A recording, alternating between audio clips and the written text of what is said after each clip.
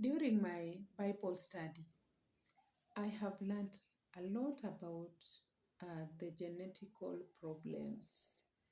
So, genetical problems are things that are there to stay, as in they pass from one generation to the other.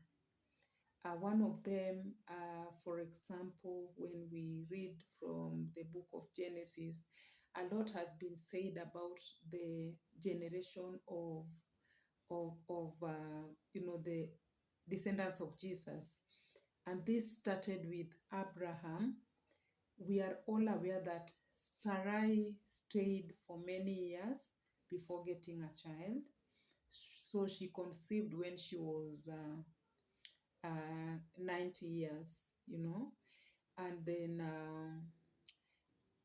Abraham was 100 years. So that's a span of 10 years. But they waited for the child for 25 years since God promised. Initially, Abraham thought that it is just normal that, God has not blessed them, but God promised them that in as much as they have not given birth to any child, his descendants will be like the sand of the lake and also the stars of the sky. So they waited for 25 years. I saw this also followed Rebecca.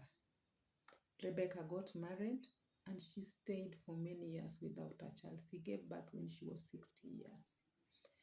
We also saw this in Rahel, the second wife to Jacob. Rahel also stayed for long before she could conceive. Now, looking at this, you see that it is something that is generational curse that was following this family. Again, I was reading much in Genesis still, when Jacob, took the birth order or birthright for Esau. And later, when Jacob went to Egypt, where Joseph was, and when he was about to die, Joseph went to visit them because they stayed in one area in Egypt as per the request of, when what Pharaoh recommended and Joseph also requested. So when Joseph went to visit his father Jacob when he was about to die, he went with his two sons, Manasseh and Ephraim. So Manasseh was the firstborn to Joseph, and then Ephraim was second child. Do you know when Jacob wanted to bless Joseph, he prayed for Joseph, and then he told Joseph to bring his two sons to be blessed. And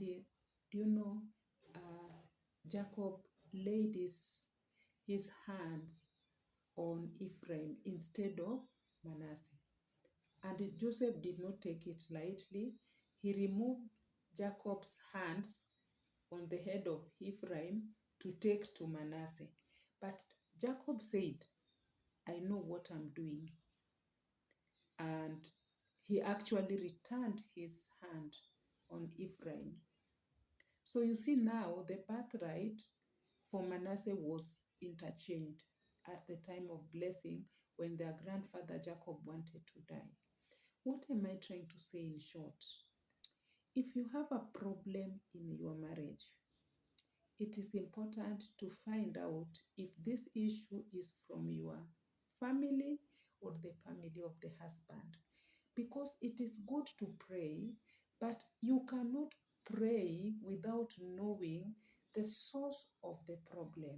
It is very important. So this one you can know through interacting with your mother-in-law or the family of your husband, or even from your own family if it's coming from your family. But you can also go into prayer and fasting, and God can actually reveal to you a lot. because our God knows all our history, even things that our grandmothers and our mother-in-laws doesn't know. So any woman should trust in God, especially Christian women. Please don't just go to church because people are going to church. Seek God's guidance. If you have a problem that you are seeing is denying you peace, pray to God to open for you the source of this problem, so that when you are praying, you pray over the source, so that if it is like, let's say an example of a tree, then is like you remove all the roots of this tree through prayers and fasting. Because Jesus said that there are some problems that can be solved through that just normal prayer. But there are problems that you must pray and fast for them to move. So I'm urging all my fellow women that when you are faced with some problems, even if it is problem ya hiro kidogo, ukiongeleshwa tu kidogo, you think about sijui I want to step aside. I will leave you with that woman so that you enjoy. And I told you the other day that nowadays the men of today, you don't try them, that I will leave you so that you continue with that other woman. Know that that woman is also a rib like you. And there is no older rib than the other. They are all created ones. So you have to look for the source of the problem, so that when you are praying, you pray knowing that you are praying over what? Who else has been affected with the same, so that ukate hiyo generational curse from you, so that isi affect hata watoto wako. So that is what I am saying. So we see that jealousy was so bad in the Bible that Sarah had made her also to die early. And Rahel also had a lot of jealousy with Leah. Because now Leah, the Bible is written that when Leah, God saw that Leah was undermined by Jacob because she was not that beautiful, then God decided to give Leah so many children. Now Rahel did not have children. So then every time she was crying like a baby, thinking that, taking advantage of the love that Jacob had for her. But that also made her life to be cut short. I'm not saying that women cannot die, God forbid.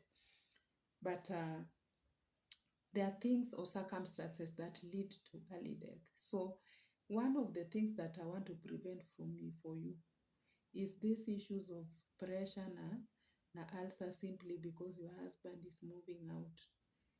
There are 14 ribs, all of them are equal measure. They are the ones who knows who is better than who. So you may be struggling here thinking that you are the best because of your outside beauty, na kumbe tabia yako imewachosha mpaka wanatamani waishi juu ya roof. Na hawana sara. Ni shida tu yenye huwa nawaambia, ukishafanya hivyo, si unajua tu baadaye utakuwa wapi? Utazoeka na utarudi nyumbani. Ukirudi nyumbani, is there anything that you left at home? So let's also take care of ourselves. It is not easy to live in a polygamous relationship, and even cheating is too expensive, and it's not easy to cheat. So you better live comfortably and live a life that you are able to afford, and live a life that is able to leave you with your peace of mind. Asanteni sana. For more information on this and more teachings of the same, follow us on our Facebook page, Christian Family Life with Rosalina. We are also on Instagram, TikTok, and also on YouTube. Asanteni sana.